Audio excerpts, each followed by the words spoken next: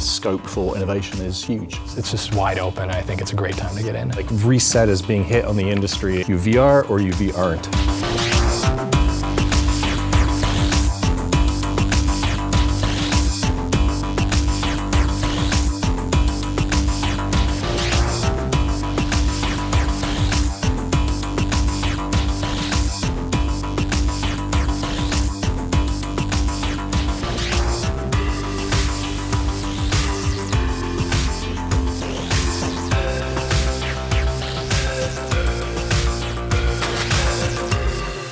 Let's kick it off. You want to tell us about yourself a little bit?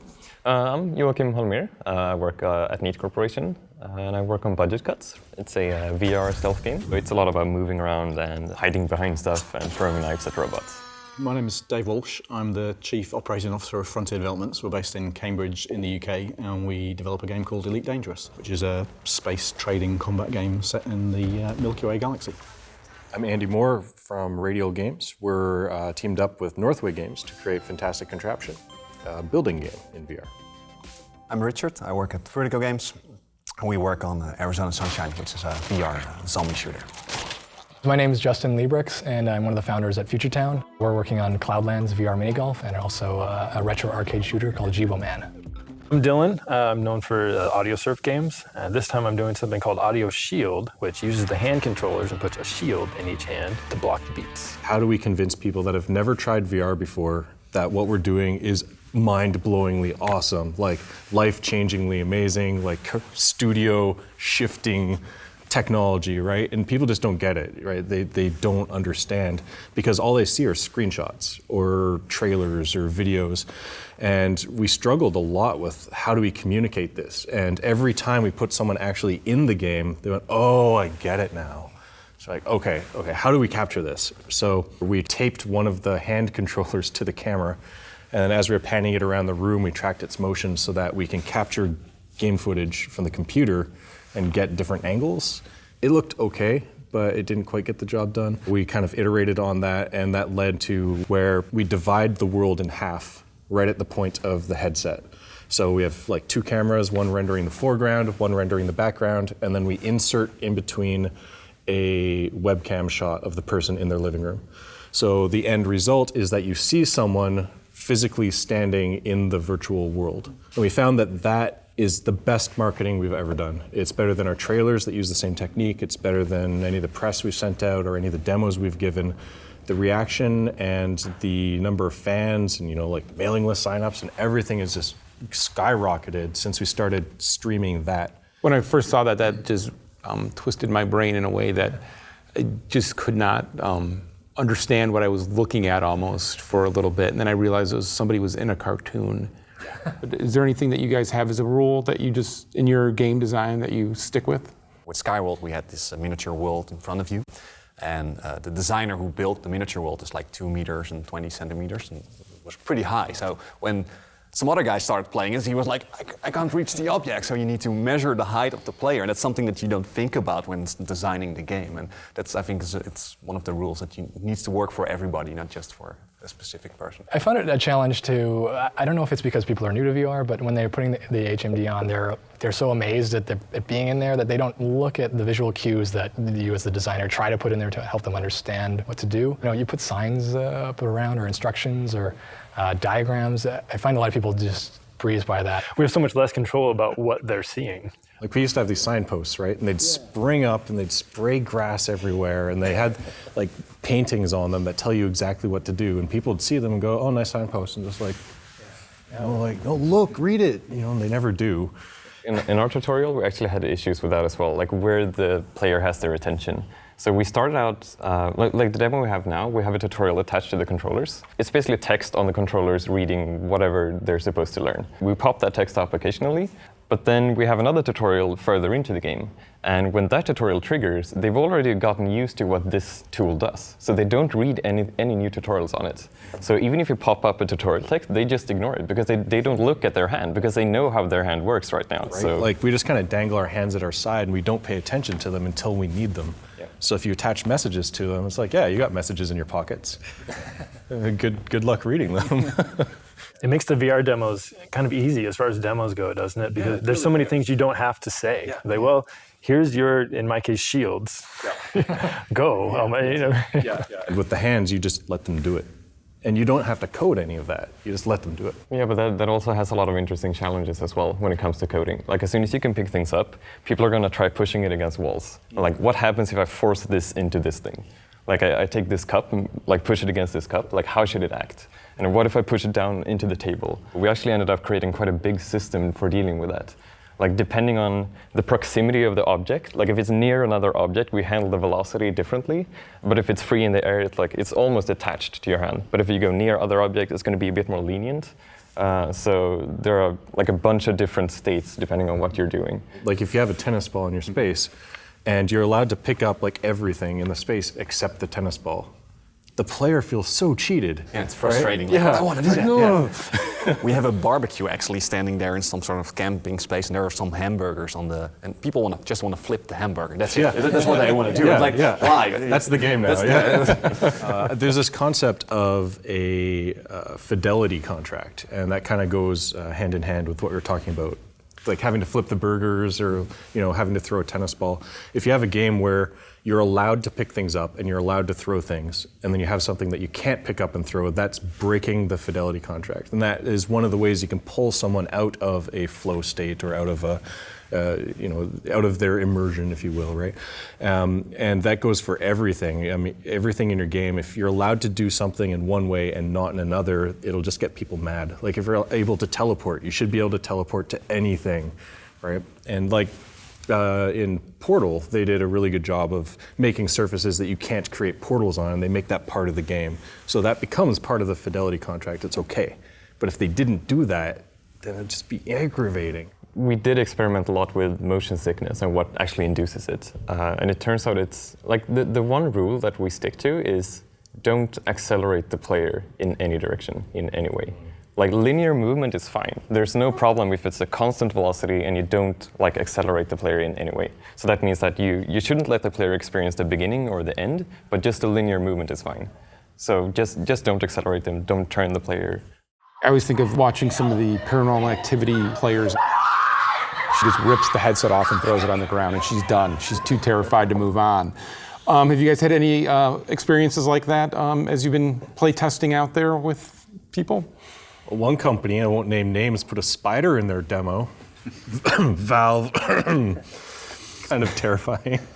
I'm not even afraid of spiders, but that almost made me arachnophobic.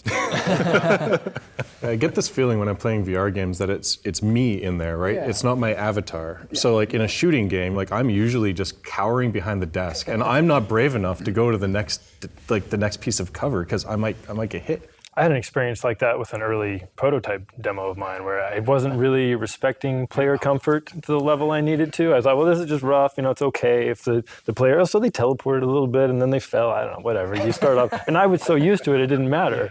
I think most of the testers that have tried the Portal demo, they get really scared when the floor starts falling away, so they tend to back up just instinctively. With Arizona Sunshine, you have zombies coming at you, so it's sort of scary. We intentionally made the game decision that there are no zombies behind you. So either there's a wall or a car or some sort of object that's blocking your rear, because otherwise people get freaked out, like just watching every spot. We have a version of Contraption that's like miniature, right? It's like you're building a model ship. And it's this tiny little thing, and it allows you in the tiniest of spaces to do everything you want. But we find that if you're actually like building a rod, that extension of your arms and like the standing up and like reaching across your living room, those extensions give you an emotional impact that wouldn't otherwise exist in the game. It seems like just getting the player moving is sort of this free fun that just adds on to whatever else you've built. There's like the proprioception system where like if you have to crane your neck up to look at something big, the act of your neck like stretching in that fashion sends signals to your brain that this thing has scale. If you look at something the same size, but you don't have to tilt your head to do it, then you don't get the same feeling, that same sensation that the thing is gigantic. So has working in VR changed you guys as developers then? How you approach things or how you work, has it changed at all versus being in 2D games? I move around a lot more because I have to get up to test it. There's a bigger focus on performance than there used to be. So I mean, frame rate has always mattered, but now it really matters. We had somebody playing Arizona Sunshine a while ago. You get the two hands, and there's a gun on the floor, and you need to pick up the gun. First, they're just pointing and then trying to pick it up. Now you need to physically reach down, pick up the gun. So what this girl did, she took one controller, put it on the hand, and then she reached out with her physical hand to try to pick up the weapon. I'm like, no, you need to use the controller to do that, and stuff like that. And I was there, but how do you teach somebody who just buys the game on Steam or any other platform, and then how do you teach that? That's all sorts of new stuff that we need to figure out. People think user interface in VR is about buttons, and you guys clearly made it not about buttons. Virtual reality is ushering in this age where we're discarding intermediary interfaces. Like you hit escape and you see like a volume slider. Like you don't need that anymore. Now you can just put a speaker in the world with a volume knob on it that you actually twist. Thinking about things in this totally new way. Trying not to have the 2D way kind of influencing how you're developing your widgets, like you're talking about the volume sliders and stuff. It's almost like you're going back to using interfaces before there were UI interfaces. I think the older we get, all of us do this, where we just more and more rely on mixing up the past and our experiences and creating something new out of it, as opposed to creating something of whole cloth. And I find that I can't rely on anything anymore. Like everything I go to, like the volume sliders, right? Like everything I go to just doesn't work. And I have to start thinking creatively and thinking originally in a way that I've never been challenged to before. As you're working in this medium, like what is the moment you had that all of a sudden it clicked and you understood this is what we really should be doing? With every iteration, you learn more on like how does this walking around room scale VR system work? What's the best way to interact with objects?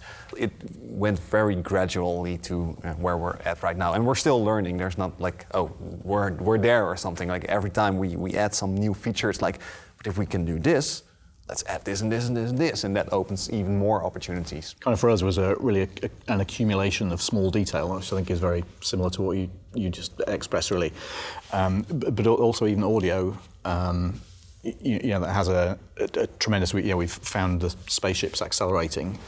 That really helps. Puts you in context. Oh yeah, now I'm moving with speed now. I'm accelerating, whatever.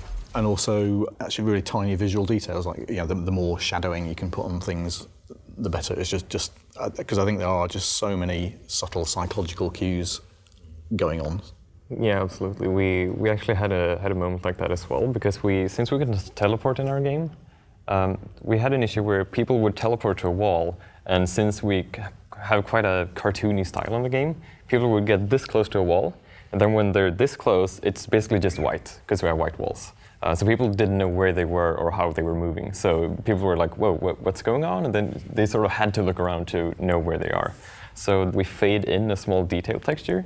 As soon as we did that, people immediately knew like how close to the wall they are and how they should move to get out of it. I'd say the haptics really sold it for me and convinced me that it was going to work. I had this idea that you'd be blocking these incoming objects, and I thought, well, maybe when you hit it, it's not really going to feel realistic enough, and that'll take you out of it. And at first, I didn't have haptics because I just implemented the basics and tried it. This is interesting. This is interesting.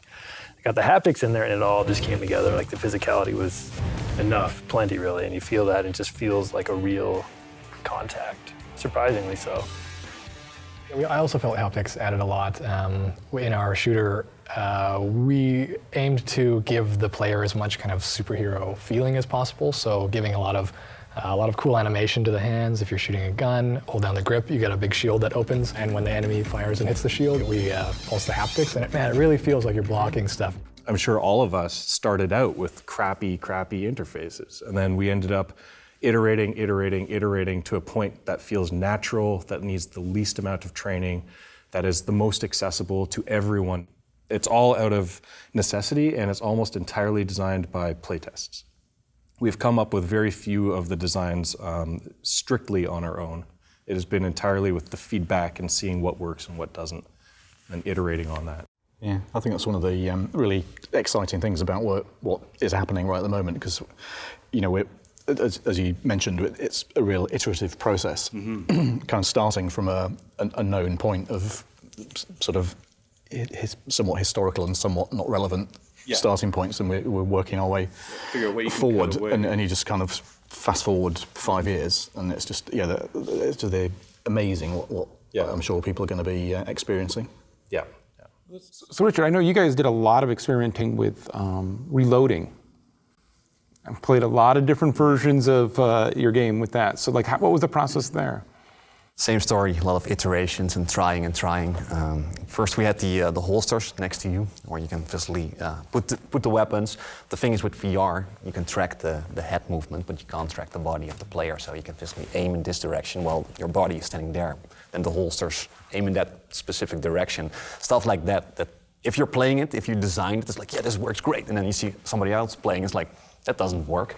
And that whole process, it just starts over and over. I think we're writing sort of the rule book of how to do VR stuff at this point. And in 5 years from now, people will look back like, hey, you want to do a VR shooter, you do this and this and this. So it's fun to be part of. Yeah, it's like the swords in our back, they used to be in your waist. Yeah. And then you pull them out, and it felt really nice. But if your body posture is naturally a little bit different, then the entire system breaks down because your hip is slightly out of place from where mine was as a developer. So you moved everything to be as a reference point to the head. So the shoulder's always right there, hat is always right there, but all the shortcuts are around the tracked object. So I guess, you come into the same kind of problems there. And it's funny to see that you have the same mechanic, just we have the shotgun on the rear. And it's like everybody has something like, if you want to have an extra tool, just put it here and you get it. And it's the same mechanic, the different games. Yep. Yeah. The gallery also, I think they have a backpack. They bring out. We don't have that yet, so maybe we can add that. There you go. It's got me thinking too.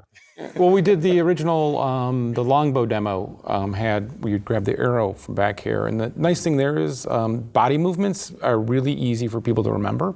And so they would never forget that. You never had to tell anyone twice where to get an arrow from, right? Mm-hmm.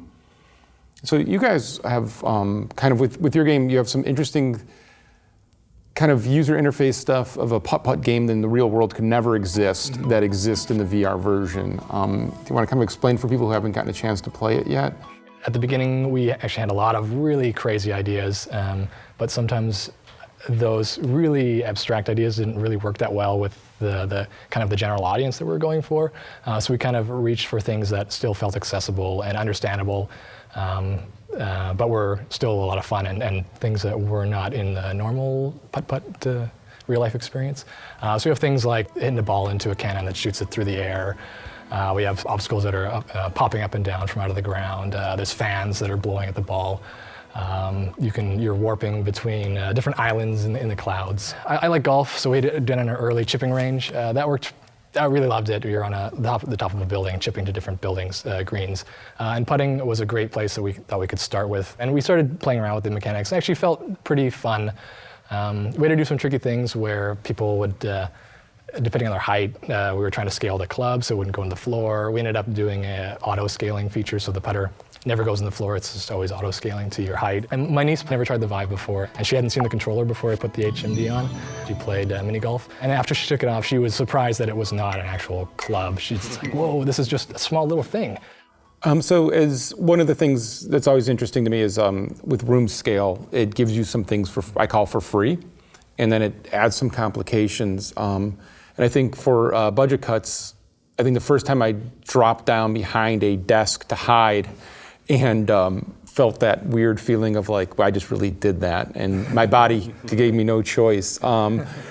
As you guys approached it, was there anything you thought about with that in the room scale, and what your problems were and what you can kind of do with that? So of course there's always the issue of putting your head through objects. Like no clip is always on, as somebody said in the car here. So there's many issues with that, but it gives you so many nice things. Like we have the throwing knives, and if they get stuck in places, people just naturally lean over desks. They naturally want to pick them up from the ceiling by jumping and grabbing them.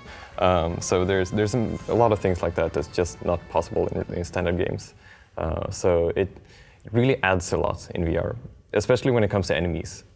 Like as soon as we added sound on the enemies, like when the enemies can see you, they make a sound, and then as soon as that happens, I think your like reptilian brain instincts just kick in immediately, because as soon as you hear the sound, you want to duck and just hide immediately. And I think it's a really cool feeling to do that, especially in a stealth game. Well, so how about for you? Because you know, AudioSurf is, well, a game which you get into the rhythm of, and you're very much in tune as you're playing it. It's still something I'm playing with a keyboard and mouse, or joystick. But Audioshield is very different. I jokingly called it online the best exercise game I've played, which I didn't realize I was exercising. So what was that jump for you as you went from kind of the desktop to going the full room scale? When I first saw that early Valve demo, which had positional tracking, which was huge at the time, and we were using it to fly through tunnels and whatnot, and moving the player in ways that they weren't actually moving in the room. Sometimes there were demos that did both. And so what I did after that was I did start working on Physicality, but my first idea was an exercise bike. So I actually built a Bluetooth accelerometer that I zip-tied to the pedal of my exercise bike so I could try to track the cadence. So I had this version of AudioSurf where you have to pedal as fast as the music's going, because I like to work out that way, and so I kind of made a game out of it. But I lost interest. There were various issues. It was driving my wife crazy, pedaling super fast late at night trying. So I started thinking, well, how can I do something much more natural? How can I take the hands and just have everything come to me? So if I'm moving, it's because I'm actually moving. I can just use my hands. I can hit things. I can punch them, and it really came together once that started happening. Yeah, but I think that the whole room scale thing is the really kind of genius step in this whole thing, isn't it? Because we did a lot of work on Kinect back in the day, and that was great, but there literally were nothing physical to touch, and you kind of missed that little bit of physicality when you wanted to press a button or whatever, and then you had to do insane sort of simulations of do they really mean they're pressing a button there, or what are they doing, when are they really going to let go of that ball when they throw it and things.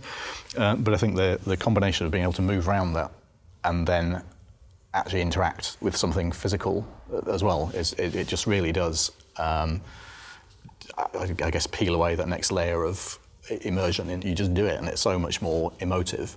When people say VR isn't social, I always think, well, then you must think games aren't social, and you must come from a different world than me. Because to me they are. But so have any of you guys played around with that, where you're two people in the same world? It's really interesting to how when you get multiple people in the same space, and when they start collaborating with each other, how much more creativity comes out of that. And I think it would be a shame if any VR game didn't have multiplayer. Like, I understand it's very difficult technically, it's expensive, all that kind of stuff, but it's hard to point to any one room scale game that couldn't be made into a multiplayer experience somehow.